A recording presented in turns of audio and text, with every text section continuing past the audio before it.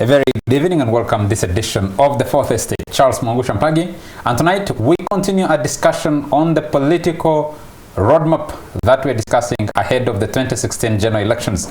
Last Sunday we brought you aspirant for the National Resistance Movement, Amama Mbabazi, and you saw the developments that happened during the week. Tonight we bring you what many consider a veteran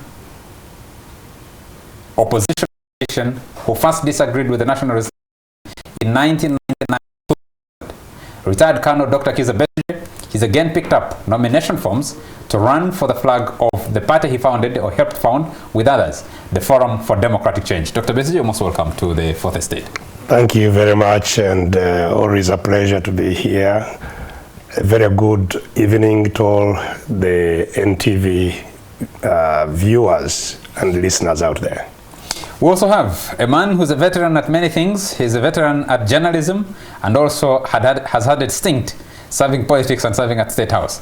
Ona Pito Ekomoloit is Corporate Affairs Director of Nile Breweries, SAB Miller. Ona has been a regular panelist here, so Ona, very nice to have you. Thank you. Or rather, regular guest. Good evening. Thank you. And my colleague. But I first wanted to correct you. You said last week you had an aspirant. That is an illegal aspirant. And my colleague, Chris Obore. You should always add that on the Hank from Teso. And what do they say about? I have had people call you the Hank from Teso also. No. And I don't want to have to be caught in between two. We believe in Iraq in Teso. We respect the elders. Okay. Dr. Besigye, you picked nomination forms and are running for the presidency, for the flag of the Forum for Democratic Change. And the biggest question is, you are on record as having said you'll not participate in another election run by the same Kigundu Electoral Commission without electoral reform. Are you turning on your word? Well, I was actually most shocked by the kind of responses my picking of nomination forms elicited from sections of the Ugandan elite. I must say it is just the elite. And that's what puzzles me more, because I would expect the elite to be more informed, more analytical, more understanding of situations. As you've said, I have never said that I won't contest in any elections. I've only said I will not contest in the same type of elections without reforms. And the struggle for reforms is on. We've spent 2 years rallying the country for reforms. And this is not a matter that should be of interest only to me as a candidate. This is a matter that should be every Ugandan, certainly all the political elites, should be seized with. Because we are talking about a country that has never had a decent election. A country that has never had one leader peacefully hand over to another, where every change is mediated by bombs and destruction and death. It's certainly a time when all Ugandans must be united to say, we've had enough of this. I hear you, Doctor. And the only way you can have peaceful change is when there is a credible election. And so my position is, I have had enough of rigged elections. I want to certainly participate in an election, but a decent election. The situation you're confronted with. And when we said that we shall have elections after reforms, some people immediately put the spin that we are calling for boycott. Not at all. We have never called for boycott. We have, all my entire adult life, I'm fighting for an election.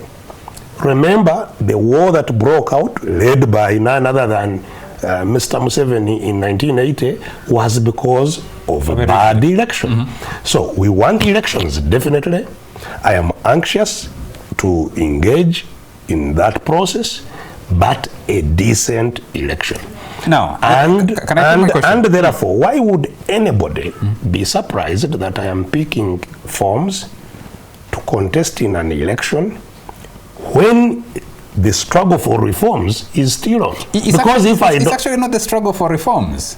You still have the same electoral commission running electoral processes in this country. You still have the same what many people have called a useless constitutional amendment bill that doesn't speak to the fundamentals of reforms that people are demanding. So what I would have expected the political elite to be saying is, where are those who have committed themselves to ensuring that this does not continue? Because, as I have said, today we have a situation where not just myself, but FDC, my party, all the opposition parties in parliament, other opposition parties outside parliament like PPP, like Betty Kamia's Federal Alliance, many civil society formations, where they have signed on to a document saying the only way we can have free and fair elections is to have these reforms. And where we have declared solemnly that we are going to fight for these reforms until they are instituted ahead of the next election. Okay, let's move so forward. Those who signed on to that should be put to task. Let's now they are putting me to task, saying, why are you offering yourself? No, they are putting you to task for one reason. You appeared to have eased out of these processes and said you're going to continue the fight outside the former party structure. They see you putting Mugisha Muntu, the man who took over from you, at a disadvantage because you haven't given him space, and now you're competing with him. That's indeed another accusation that has been leveled against me. Why am I giving other people space? In the FDC, we have term limits. You can only lead the party for 5 years, and if you are lucky to be chosen again, you can lead it for another 5 years and stop. I cut short both my terms at the FDC. The first term I served 4 years and cut it short for the purpose of building the party structures in FDC, because when the party was launched in 2005, there was hardly any time to build strong structures at the bottom. We decided to go back before that term was over, and when the elections came to the national level, I gave way and we had another election of the whole national executive. So my first term was 4 years. The second term was 3 years. And again, I cut short my term on my own will for a number of reasons, one of which was so that we have a new leader well ahead of the next general election. So that because I'm the very first leader of FDC, and it would have been, I think, unreasonable for the party on my behalf if we were changing leaders at the end of last year. General Muntu would have, if he was elected at the end of last year, he would have been in office for 6 months. The country would have hardly known him.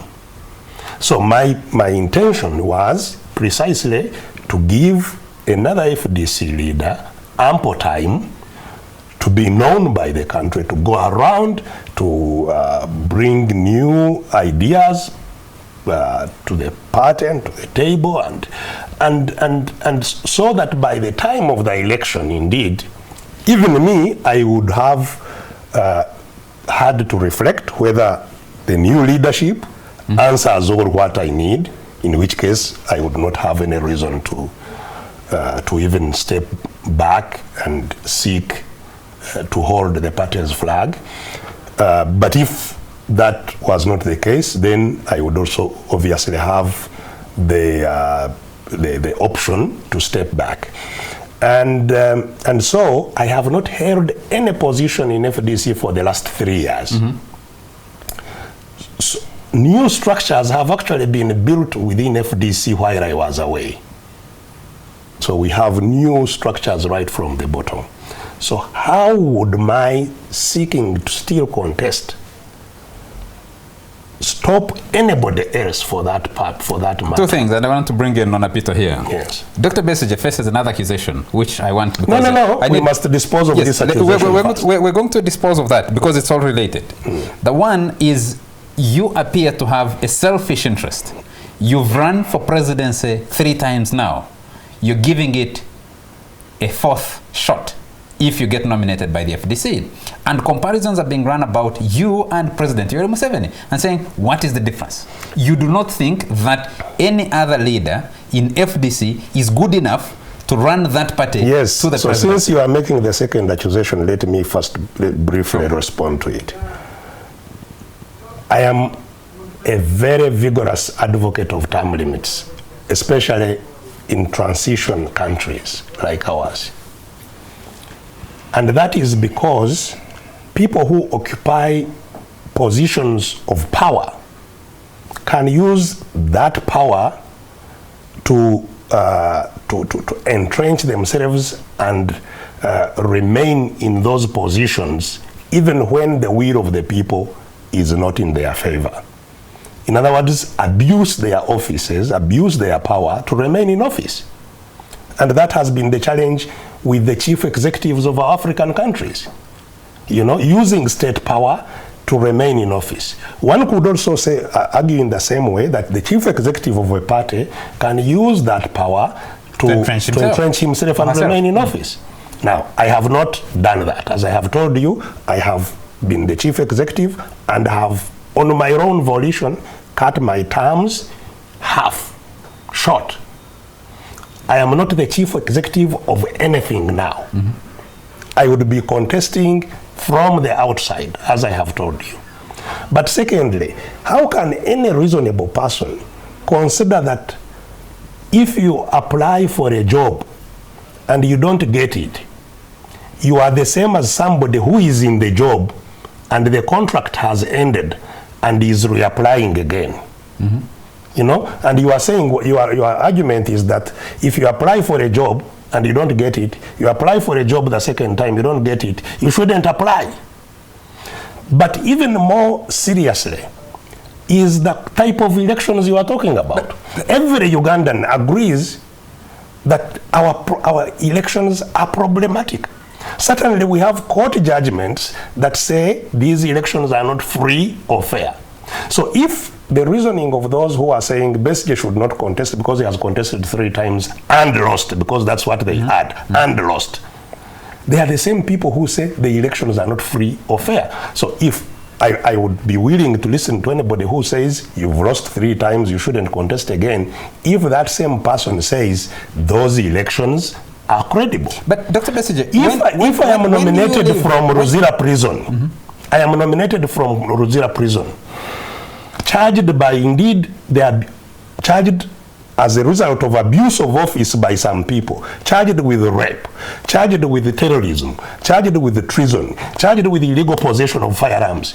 I am in Ruzira when the incumbent president is campaigning. Any sane person, to my mind, or at least any fair-minded person, cannot say that you have lost that election fairly and freely. I hear you. And so if the elections are not free or fair, you cannot talk about a winner. Yes, I hear you. To the same extent, you cannot say you have lost elections 3 times. You cannot lose an unfree and an unfair election. When you stepped back in 2012, some of the plaudits you got were that you're showing the difference in leadership. So Charles, maybe let me come in at that point. I mean, when you listen to our politicians like Dr. Besigye, you almost have to take pity on them. I think the crisis we are dealing with is larger than individuals. You almost have brand Ugandan politics, whereby our politics historically is characterized by 3 elements: violence, misapplication of the law by whoever is in charge, and then personalization of political organizations. Whichever direction you look at it, throughout history, you will struggle to find any so-called founding leader of a political organization who has left it before he's dead. And I think that's a crisis we have. And you know, these are well-intentioned individuals, but somehow, maybe it's also a mix of our culture, the way we perceive leadership, right from the family, from the clans, that people tend to believe that you can always be there. If you feel you are the one who can still do it, that element of saying I can step aside, even if I'm still good, even if I'm capable, it doesn't exist. Chris, So I mean, so you can argue it whichever way. Certain Dr. Besigye's arguments are right, but also someone can argue that there are other reasons why he could step away. So it's really about the individuals and also the political culture of our society, which is a bit it's a bit worrying, because young people are seeing this, and you're almost seeing that it's a question of, can you force your point? Can you, if necessary, use the law? If necessary, use violence to have your way? Chris, it's not a question of, it's not a moral question. I need Chris to come in. The contest between General Muntu and Dr. Kizza Besigye for the leadership, I mean for the flag of the Forum for Democratic Change, is causing a lot of debate. People questioning Dr. Kizza Besigye's intentions. I even don't know why people are questioning Dr. Besigye's intentions in this matter. And I'm also wondering why the majority questioning are NRM. I don't know what business they have questioning, however this is doing their business. This questioning of Besigye is meant to downplay so many significant things FDC has done. That the FDC is offering two good people to their supporters to choose from, while NRM is offering bad people to their supporters to choose from. How many bad people? Two bad people. They are offering Museveni, they are offering Mbabazi. Look at FDC. What is the measure for bad? They have been in power. I can go all that to tell you how bad they are. All the abused elections, they are the two who have been organizing. Why Dr. Besigye is talking about? Can you discount Mbabazi in that? Can you discount Museveni in that? One was a Secretary General, one was Minister of Security, one was a Prime Minister. All the bad law that inhibits him one from was being Minister of Defense, another Deputy Minister of Defense. Minister of Defense. So NRM is offering two bad choices. FDC is offering two good choices. And NRM is busy chastising the choices of FDC. That's why I'm surprised. Mugisha Muntu is a gentleman. You hardly find anything personal to put on Mugisha Muntu. I would say that over and over. What will you put to the son of Kifefe?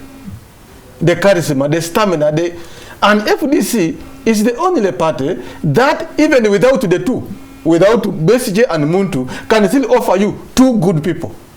And these people are from across the region. If Besigye and Muntu are not there, I can guarantee you Alaso and Andala will be there. I can guarantee you Wafulo Gutu and Rigan Okumu will be there. These are all leaders. They don't come from one area. In NRM, outside Museveni and Mbabazi, you begin thinking who. I thought you were going to mention Odongo. So Odongo and NRM could offer on a Peter Komoro. I'm happy that you have that thinking. So that is your thought. So my thought is that why can't the country reflect and say that the FDC, contrary to other parties so far, seems to be moving on a trajectory that is good for the country?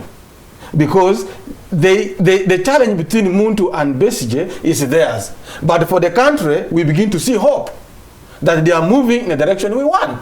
Instead, we are busy trying to trivialize their contestation. I want you to challenge me, you as an analyst. Which other party? Talk about DP, Charles.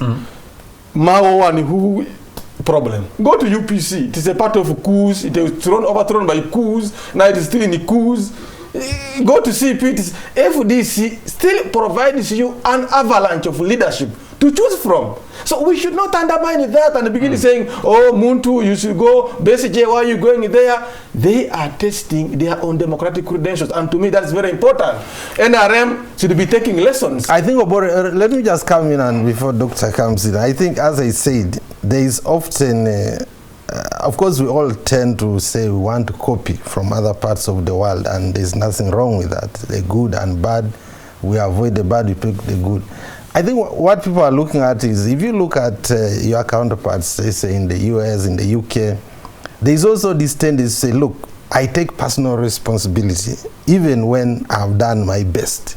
If for some reason we have not been successful, in our pursuit, even if you say the pursuit was unfairly tilted against us, but you are still willingly, you chose to be the leader of the FDC in that contest, knowing that the ground was unlevel. That alone could also maybe tell you that I deserve to take a rest, because maybe I made a mistake to trust a system that could not allow us to hold our victory. That is reason good enough for me to give others a chance. But also, Doctor comes, Doctor, if I remember, you people, the doctor said he does not want an election which is not free and fair. And the process of electoral reforms is still ongoing. But if you really think between now and February, anything is going to change? Now, that's the problem now. That's the problem now. You want the people to take the way you think. What if reforms come in December? Of course they won't come. After nominations, what does Besigye do? Does he pick nomination reforms now after reforms have come in? So if reforms don't come before February, are you going to relinquish the flag bearer? But why should he relinquish? Can you answer? First of all, again, I'm actually, I must be honest, I get shocked. Don't be shocked. By debates. People who express views which are, at variance with their level of understanding. Because, how can one say that in FDC I have perpetuated my leadership in the party? I have just said that for the last 3 years, I don't hold any office. I am not a member of any organ of FDC. FDC has been going on with our party president, General Mugisha Muntu. I have appeared with General Mugisha Muntu at certain events of the party and fully recognizing and supporting his leadership. There is nothing, I have actually not attended most of the functions of the party. And decisions have been made in NEC, in the delegates conferences, in National Council. They have held many meetings of the organs of the party where I was not involved at all. So how would I be perpetuating my brother here on Apito was suggesting that is the same in all, Ugandan political founders of political parties. Founding leaders. The reason actually we do so is to create a difference in FDC and to show the way. But we need to pick this up after a short commercial break, but I'll put it to you. The other question has been, you have let your shadow hang over FDC and Muntu's leadership.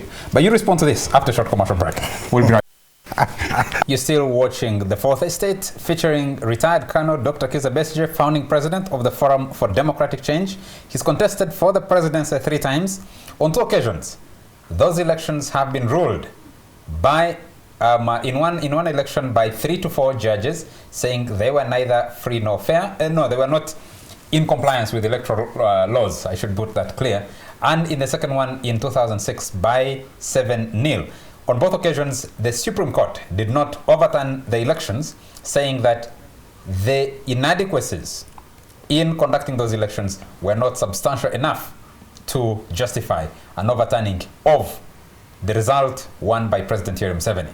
In 2011, Dr. Kizza Besigye contested again, and this time round decided he wouldn't go to the normal judicial courts, but go to the court of public opinion. Dr. Besigye, you left leadership of the FDC in 2012. The party, the contest between Mugisha Muntu and Nandala Mafabi caused a lot of acrimony. And throughout the time, the other accusation against you has been that your shadow has been overhanging the leadership of Muntu. That loyalties have remained to be divided because you didn't fully disengage or fully support him to execute his functions as president. And now, you're again contesting against him. He's contested against you before for the flag of the FDC. Now, first of all, I would like to say that most of the commentators actually here talking about the politics of our country today don't seem to focus on what the problem we are grappling with is. They seem to think that there is some kind of a reasonable democratic dispensation in which there is a ruling party and opposition parties. That is completely false. That is not the situation we are addressing. And so I would like Ugandans to understand my role in the politics. I have never set out to be a politician, by the way. I was forced into politics by the terrible political environment in which our country found itself. If you're talking about 1981, yes. when you joined the Bush struggle, yes. to 2015, yes. you're talking about almost 35 years of experience. Yes, that makes yes. you no, almost 35 years of experience. That makes you a politician. That's a long career in politics. Yes, and I've said I did not set out to become that. I have been trapped into that because of what the political environment in our country has been. And what has it been? You see, what we are dealing with is the colonial state of Uganda, where all power over our people was captured by the colonial power, the British. We lived, therefore, as subjects of the British. They captured our power using the might of weapons. They did not capture our power because we offered it to them or we surrendered it. We were captured. We became captives. Unfortunately, that situation persists. We are still captives. The institutions created by the colonial order still persist and do the same functions. That's why we have a police that does not treat me as its master. It treats me as somebody they must, force and control, whether there is law or not. A police force that is serving the successor of the governor. Doctor. And I think even visually, Mr. Museveni resides in the house of the governor in Entebbe, and does exactly the same things the governor was doing, applies the state institutions in the same way, extracts resources from Ugandans and uses them the resources. I've only seen one president in the world who has extracted himself from the house of the governor, and that is a gentleman called Mohica. Only one person. Yes. So, for all intents and purposes, we have a captive citizenry, still captured by the controller of weapons. Our countries are led by warlords. We have no rights in these countries. How does that speak to you? Now, this is... Just give me time. This is the situation that propelled me into politics. I love that one. Yes. When you entered politics in 1980 or 81, you went with a group of others led by Yoweri Museveni to change this situation. How are you convinced that you spent 5 years practicing democracy in Luero and building a democratic organization, or you actually also created an organization that would replace the colonial state? Because I don't sympathize with people like you. So you understand where I'm coming from. You've asked the question and I've heard it very clearly. Understand where I'm coming from. That therefore, the struggle we are involved in is a struggle for liberation, to take power from a narrow group of people that controls it using force. Previously it was the British.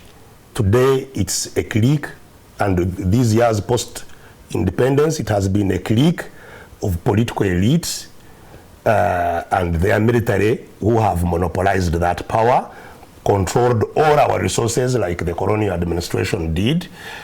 The struggle, therefore, is a struggle for liberation, a struggle for restructuring of the state, to have state institutions that are owned by the people and controlled by the people. That is the struggle that we are talking about. Yes. It is the struggle I hoped would be mediated by the 1981-86 war. Because how do you dislodge these warlords? They are using guns to control everybody. One way, which we thought was to also get guns, bomb them out, and then start the process of democratization of that power. I made a mistake, and I have freely admitted to it. We could have done it, because we got the opportunity to do it. We took over power. What went wrong? What went wrong? No, I think the point is not even power. You should have done it during the period you are forming your organization. Yes. In those 5 years. Was there more democracy in the bush than when you got to Kampala? There is no democracy in a military establishment. You see. And that is the mistake that I think some of us made. Because we thought we could use this to dislodge those who were controlling power and do what we thought was our ideology. Be guided by our ideology of transformation. Exactly, Dr. Besigye. Yes, but you see, this would have been entirely a willful act on our part, because the population was not demanding. Yes, but the population was not organized to force us to do their bidding. Yes. And this is why... Listening to you, Dr. Besigye. But you see, Charles, just a moment. Listening to you, Dr. Besigye, I feel like I'm listening to Kizza Besigye, the National Political Commissar of the National Resistance Movement, defining the problem and saying what needs to be done. And I'm wondering if Dr. Besigye is nominated by the Forum for Democratic Change, he is a candidate on the ticket, and he enters the same governor's residence, if that makes a difference. Yes, and this is why I plead with you to just give me a moment to emphasize the fact that transformation that we are talking about, that liberation, will not be mediated by just good men, like we thought we would. Good men, well-intentioned, they may. It's unlikely. It must be mediated by the actions of citizens. Citizens that are well informed, citizens that are organized, and who therefore exert their will and force whoever is in charge of our country to act according to their will. Okay. That is why my mission, even in this candidature, and that is the struggle. So you must understand the struggle that I'm involved in, that I have set myself to be involved in, and the reason indeed I cannot leave that struggle. I have made it very clear to whoever cares to listen that I will not turn my back to this struggle for liberation, for transferring power, for shifting the power basis of our country. And I don't have to be in charge of the country for that struggle to be accomplished. But it requires, one, that our citizens are awake, and they become awake through campaigns, provided you are giving out the relevant information to tell them that your poverty won't end unless you have power, that handouts from the dictator and whoever is in charge of your country will not solve your problems. The only way you'll have what you need, the services you need, is that you have power yourself to force. I am constrained. I want to. So the first thing, why don't you leave Ms. Museveni to continue, and you concentrate on telling people that message? Well, but you see, you can hear. You know, this is really frustrating. Even when you are discussing, you must discuss with something that is, plausible. Because you are saying, why don't you just continue? How many times have I been in prison? The reason indeed I am in prison, the reason I am traumatized, the reason I am attacked with all kinds of things is so that I don't give out that message. And anybody who tries to give out that message will meet the same kind of response. So it's a struggle. It's a struggle that we are involved in. Yes, Chris, you had an issue. I don't even see why doctors should be put on the defensive, because then unless we are addressing the big challenge of Uganda, or we are addressing the issue in our political parties. That was my thinking, that we are looking at our political parties, because I'm moving 2016. Onabito indeed asked a very deeper question, but I'm glad the doctor has taken responsibility and apologized for that, because the Luero war has become increasingly difficult to justify. And that question was very tricky from Anapito, but he has taken responsibility for that. There is no way Democrats would have been born in Luero. It is very difficult. But the point here is, I don't really see a reason why Dr. Besigye is put on defensive. Because if you are talking about democracy, it is the will of the people. In this case, the will of FDC support that prevails. But I don't want us, in our initial commentation, to undermine the gains of FDC. This is where my focus is, Charles. Because when we talk about, you see, Dr. Besigye has been here, then it becomes a challenge. What I'm looking at here, what politics do we want? We keep saying, you see, Kenya, Uhuru Kenyatta, Grits Odinga, those fellows have matured, you have all sorts of things. But nobody is saying that Mugisha Muntu hugged Dr. Besigye on their nomination. This to me is, even if these gentlemen don't get to power, the two gentlemen are shaping the political processes in a better way. Because it takes Mugisha Muntu courage and kindness and openness to embrace Besigye, irrespective of what we think that Besigye is doing to Muntu. Muntu is not complaining, it is his shadow. I wouldn't expect Muntu to fear a shadow anyway, because he's been a general. He has fought real battles, not shadows. So the point here is, why don't we demand that the values that FDC now is trying to bring to the fore, of tolerance, accommodation within, even when you disagree, should be the ones espoused. That Muntu, whom we all think is disadvantaged by Besigye being there, he's a strong man. He has built the party structures. We accept that. Muntu has that charisma of accommodation. Besigye comes with his stamina of courage. Charismatic man, he's daring. So these are the choices that FDC is confronted with. It's presenting. But overall, what they are doing is not like other parties are doing. Besigye adhered to the FDC regulations to get nominated, if I'm not mistaken. Muntu adhered to the party regulations to get nominated. Muntu, as a sitting president, could have undermined the process in FDC to gain advantage. He has cancelled his own campaigns because he thinks his opponent is being inconvenienced. So to me, beyond looking at who is going to lead FDC, I am also looking at what actually is that they are bringing to the table. As a Ugandan, I espouse that. Muntu and Besigye are not looking at Babas and Museveni. Museveni is in the State House, he's using secretariat. In Babas, he's so disobedient to the party rules and what. So they are commotion, they are fighting. I don't see that in FDC. That is what I want to see. But for us to begin saying, oh, you see, what do you think Muntu is weak? That he fears Besigye? How did he win? So I think, irrespective of whether I support Muntu, I support Besigye, the bigger picture for me is, please, gentlemen, those are the images we want you to send. So to me, beyond looking at who is going to lead FDC, I am also looking at what actually is that they are bringing to the table. As a Ugandan, I espouse that. Muntu and Besigye are not looking at Babas and Museveni. Museveni is in the State House, he's using secretariat. In Babas, he's so disobedient to the party rules and what. So they are commotion, they are fighting. I don't see that in FDC. That is what I want to see. But for us to begin saying, oh, you see, what do you think Muntu is weak? That he fears Besigye? How did he win?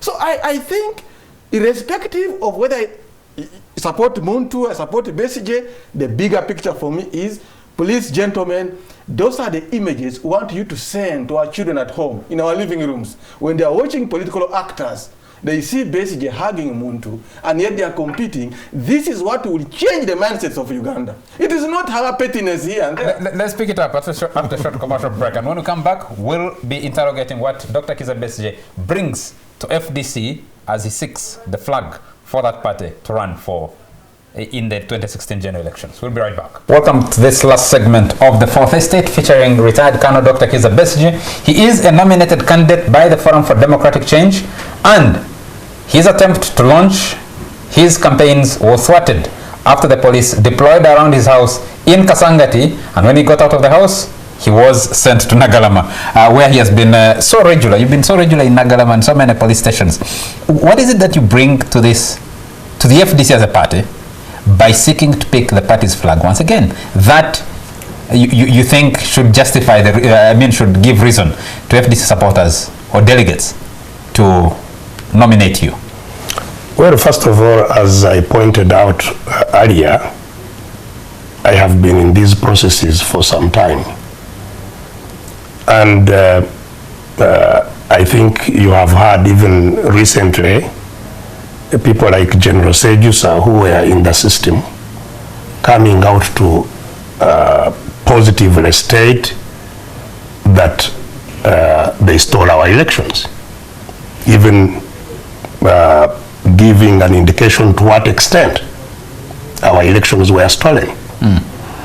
And this did not come to us as a surprise, because indeed that's why we went to court. You may remember some of the evidence we took to court included the declaration of results form, where I would be having, for example, one which stuck in my mind.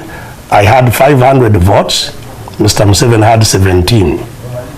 What the Electoral Commission published was that Mr. Museveni had 500 votes, and one would forgive them that maybe it was a typo, they exchanged the results, but I was given 0 votes in that polling. So we are talking about a situation where, in my case, it's not looking for political support to win, because I have already demonstrated that that support is there.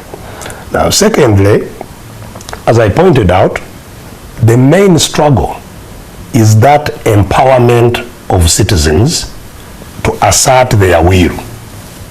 It's a process of empowerment. And, you know, we are using the electoral reforms simply as an entry point for citizens to demonstrate that will. Because at the end of the day, you know, in elections, citizens get the opportunity to check the leaders. In fact, an election is a process where citizens give power to someone to serve them. They cannot give power when they don't have it. And that's why Mr. Museveni has always said, you know, pieces of votes are pieces of paper. They cannot remove me. When people have no power, what they hold are simply pieces of paper.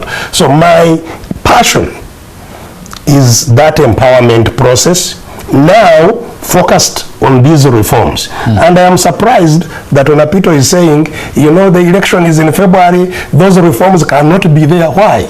If people assert their will, the law follows the politics, not the other way around. It is us who say who can say even the February election won't be there, and we are going to first get this done. And can you explain the law follows the politics? Yes, absolutely. The law follows, not, in other words, people are not controlled by the law, people control the law. Because people make the law, they can change it, they can shift it. When the politics change, and that's why even when isn't that the fundamental reason we have when we were in the bush, we were committing treason, without doubt. Our entire stay in the bush was treasonable. On 26th of January, we became government. Those who were in the government started committing treason. when they started challenging us. So the politics determine the law. This is what you need to understand. So if the people of Uganda... Isn't that Uganda's fundamental problem, Dr. Besigye? What? That we haven't established such a regime where there is rule of law, where we respect the law, and we do not allow politics to subvert. Yes, and that is why it cannot be established. You cannot establish a rule. This is what I'm saying. And these are very basic concepts. You cannot establish a rule of law when people, because the guarantors of that rule of law must be the people. Who else will guarantee it? So when people have no power, there is no way you'll have a rule of law, because then the one with the power becomes the law. And that's why Museveni is the constitution, is the law, is everything. That parliament or all these institutions, they are there simply to service that power. Institutions service the power. And that's why if people have power, then you have institutions that will serve them. Not this current institution. So the point here is that you know, if the people's will now changes, and that is the purpose of my candidature and my campaign and all my life work, is to change the people's, you know, can you imagine? You pay somebody, you house him, you transport him, you do everything for him at a very great cost to yourself, and then you say, Mukama wange. He becomes your boss. This has now become cultural. It's part of our culture now. How does that servants, that you are servants, it's changing the mindset, and that's what I'm doing even now in talking about these things for those who are out there to understand that these leaders must be our servants. Today they are not. We are their subjects, and that's why we say Mukama wange njagala ya kantu. When you are the one, Mr. Museveni entered the State House when he had absolutely nothing. But now you heard him the other day saying all the money in this country is mine. If you want anything, you must deal with it. I thought actually Dr. Besigye was going to say that we leaders, without excluding yourself because you are a leader, yes, I am a leader. Yes, we must the subjects, not the people. We must be the servants, and we must. So there is a whole transformation of minds, of roles. But also the problem is, and you will not have the rule of law.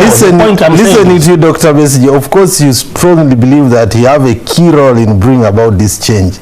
You believe that you personally will have a significant role, and that's also part of the problem. You are not talking of a group of individuals. You have already appointed yourself as the primary engine. No, primary is your own word. I have certainly appointed myself. Yes, I have no and that's also part of the problem, because ultimately, but not as the prime person. You will see yourself increasingly as indispensable in this change. But I cannot be indispensable. I cannot be indispensable when people have the power. That's the whole idea. You see this whole question of saying, the same people have this tendency, unfortunately, to lift you. And most of you leaders, and that's most of us leaders get carried away by that way. That is our campaign. Our campaign must reverse that. You see, doctor, even that argument, you see, I am a student of history. Most of us done history.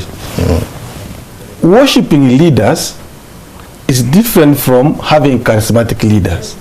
There has never been a successful revolution world over, the ones I've studied, that lacked a charismatic leader. Every revolution, including the Bunyoro, we talk about Kabalega. In the absence of Kabalega, maybe Bunyoro would have been overrun in a week. So you cannot discount the power that is in individuals. The discussion I think Doctor is saying is how individuals choose to use that power that they have. Whether you go in America, talk about Abraham Lincoln, then talk about everybody in America. They are always gifted people from among communities who must stand up, whose values must be seen, whose courage must be demonstrated. We are not going to shut them down because we know there are others who abused that. But also they have the right message. They must have the right message. The discussion should be, you are charismatic, you are powerful, you are inspirational, but how will you use that inspiration? How will you use that charisma? So I entirely agree. Even the NRM you are talking about, it is being in power is because of Museveni. Remove Museveni from the equation, the NRM is not there. So we cannot rule out the power of individuals. There is a power of Onapito, which is Onapito's power. And the question, anyone else cannot run corporate affairs in SMU like Onapito. No way. You can't say it's not Onapito doing it, but Onapito's role is very critical. Yes, Chris. And, and the question that Onapito is raising, if I hear him well, is asking Dr. Besigye how he demonstrates that the message that empowerment of the people does not translate into creating another big man. But you see, that's called now speculative reasoning. No, deductive reasoning. Because one, there is evidence. You must then point out that you were FDC leader. What were your decision-making processes? It's FDC testify. Otherwise, for you to demand that how will he run a country, he's not in power. No, you get the point. Chris, so you can only hold the Besigye when you are FDC president. Is FDC leadership happy with the way you dealt with the party? So that we can know the charismatic Besigye actually is also an able leader. That's the debate that we'll be asking. When you said Dr. Besigye took responsibility for the 1981 to 86 war, was primarily because those were the arguments being presented at that time. Yes, and the difference, once you arrive in power, and I'm surprised you don't grasp the difference. The difference is that this military machine actually, in the course of the war, disempowers people. But secondly, in itself, it is organized on the basis of command structure, orders from above. So at the end of the day, all the power in the military institution is appropriated by the one at the top. So this is the machine that came into government, which now we hoped would start the process of democratization of that power. So in other words, we get to power when the population is even weaker than when the struggle started. Because war disempowers people. You know, they are made more vulnerable, their property is taken, they are made more... Their lives are disorganized. Yes, they are made more vulnerable, and this is what is happening in northern Uganda. The northern Uganda communities are much weaker than they were before the war. So who will check this military machine once it takes over power when the communities are much weaker? That the fundamental difference between that and the campaign for civil empowerment and the population taking the power through their own actions, popular actions, is you know, a whole total difference. Because you've seen it here. You saw people when they got together and said, Mr. Museveni, you are not going to give away our forest, Mabira. And they stopped him. Without guns, without anything. You've seen them. The power that the Kabaka enjoys today is not because Mr. Museveni wanted to give him that power. The people of Buganda asserted themselves and showed the government they can have their power. That's why the Kabaka of Buganda, Sarasajja, is now strong. He would no longer be leaving his compound. They had said, you don't go to Kayunga, you don't go to this way, you don't, and it would have continued until he would be either in exile or under house arrest like I am. So these people empowerment is a gradual process. All these processes are empowering people. You've now seen them take that power to all levels. You've seen people in our town here, the traders, when they said, no, you cannot tell us all that nonsense, we are closing our shops. They closed the shops. The government orders which they had put on the traders, did they continue? The government was on their knees saying, you open your shops, now we have given up all these things. All these are processes of empowerment. And so once this becomes, reaches a critical stage, people will know that nothing can stop them getting what they want, from whoever it is. We are running towards the end of the show. But for me, I also get a bit scared about this power, be it for the people, by the leaders, to what end? One of the things you have been rightly raised against opposition parties for all the time you have been in leadership of the FDC, either direct or otherwise, is what next would you do even if the people gave you that power and you had state power using people power? What is the fundamental difference you'd bring to the economic equation? Because one of the reasons why people are not empowered is because they are economically disadvantaged. They are ready to receive from whoever has money. They are desperate. So it's and most of the time you are talking for power as an end. Apparently. So it's the chicken and the egg, but let me show you, you know, no amount of good programs that we may espouse, and I'm telling you, even some of the things that our people enjoy is because of our struggles. You check the last campaign manifestos. There was no student loan scheme in Mr. Museveni's manifesto. Nothing. There was nothing about giving our senior citizens some kind of welfare security. There was nothing. There had never been anything about, you know, when we whenever I go, what ordinary people remember in the villages is that there was graduated tax. And that was your biggest mistake. It wasn't. It wasn't. It is only that, it's a question of formation. I'm not against tax. But why should our people be on ropes in order to extract 60,000 shillings from them? Actually, 6,000, 10,000. 10,000. You could get 50, 100 without putting people on ropes. And, so humiliating our citizens. And we stopped that. And many others, I remember sharing in hospitals and... many things. But the important thing you need to understand, and that's why even if they take them on politically. Say we are now going to do this. They will never happen. But the important thing you need to understand... but they're not effective. Yes. In many of the campaigns I was in 2011, and we had a powerful manifesto in 2011, people were asking me that those are wonderful, ideas, but how will they ever be implemented? How will you get the power? Why should we listen to you when you will not be the man? So that's why the fundamental thing is to solve the power question. That people have power and can be the ones to choose whom to give it. As long as that is not there, we are wasting our time. But as I am saying, I am a very optimistic person at this point because I see our people really coming up. And you will see, just wait, just watch this space.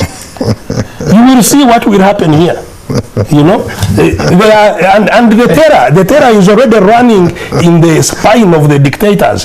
All these panic things, what do they call them? Crime preventers and all these arrangements to stifle the people from asserting themselves. But we will assert ourselves. Let me put two quick questions to you, and then I'll have Chris come in, and then we'll get out of here. One quick question. Mama Mbabas is running. When you were being dragged out of your car, when the window was being broken, I have seen that transcript of an interview he gave the doorsteps of Parliament being played back. I'll not go into that. What does he bring to the struggle for democratization? And will you in the Democratic Alliance, which I know you are a part of, let him lead that process if he manages to break away from the movement or maybe come through the movement? And my question number two is, what will you do? A question Anapito put to you, if the reforms are not put in place by the time you go to the elections 2016. You see, even if Honorable Mama Mbabazi brought nothing with him to this struggle we are involved in, just by his own individual presence in this struggle, it will be something added and removed from the other one. But we also know that he has competencies as an individual. He has ideas. They have been applied in the wrong area, quite obviously, for quite some time.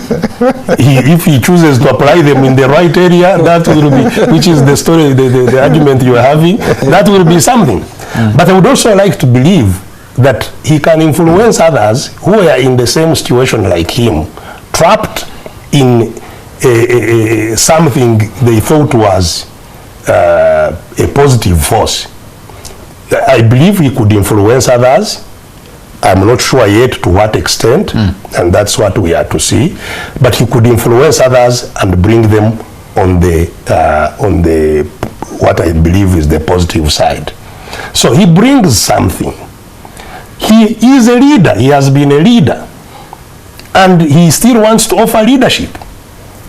And I have no prejudice against anybody who wants to offer leadership. And I was really saddened by the news that NTV gave out last night, projecting as if I'm saying, I'm going to rally behind Mama Mbabazi. That's not my mission. My mission is not to rally around somebody, especially who did not listen to me when I told them that in 1999 that this movement... How could you listen to when you are jumping the queue? You are so I could not be anxious to be the one, to say I am rallying behind you. No. But the point I'm saying is, our fight is for a democratic dispensation. Our fight is for the transformation, the change of the state that I'm talking about. So if he commits himself to that project, and others commit themselves to that project, Professor Bukenya, Sejusa, other people commit themselves to that project, then it must be incumbent on me to be humble. A small question. Yes, it must be incumbent on me to be humble, to know that all these are leaders now fighting for the same things. Their backgrounds not with the star. On that point, Doctor, just a small one. Yeah. All those people, including ourselves, were with the President Museveni. Suppose you said he also joins a new dispensation with you. If he converted, doesn't that offer Uganda a much more peaceful and better option? Well, absolutely. If Mr. Museveni realized that he has, gone astray and caused a lot of misery and damage to our country, and even my brother Mbabazi have been, saying that, he needs to be clear in his message. Have you had this discussion with Mbabazi? Well, that is a matter that I am not willing to go into now. But he needs to be clear to say, we were on the wrong path. Yes, he needs to be clear. The process of empowerment of the people. And to say that, yes, I realize we were wrong in this way. But I still hear, some kind of a shy message. Something like, we were doing a good job, but it's time for Mr. Museveni to, lead the transition. Doctor, I was on Abito's question, focused on something I'd call consensus brokerage. I'm happy to see that there is some consensus message in it, because what's lacking from the opposition is now even to look at those in NRM. As people who have crossed the line. No. In politics, it's about that consensus brokerage. But we must respect the fact that public administration experts have done this over time and discovered consensus is difficult to arrive at if you envelop people who have suffering from that hands dilemma. And the states are good at using people. States can project a military man, a minister, anybody to do data work. The moment somebody gets into data work of the state, and the state begins to distance from you, you suffer isolation. It is not because people are bad. The data hands dilemma eluded you, eluded Muntu, and that's why you're able to rally this country. Dodged it. No, they dodged it. Okay. Deliberately. You dodged it, and no one can fault Muntu on anything. Okay. Even when you say, I'm a commander, no one can fault you.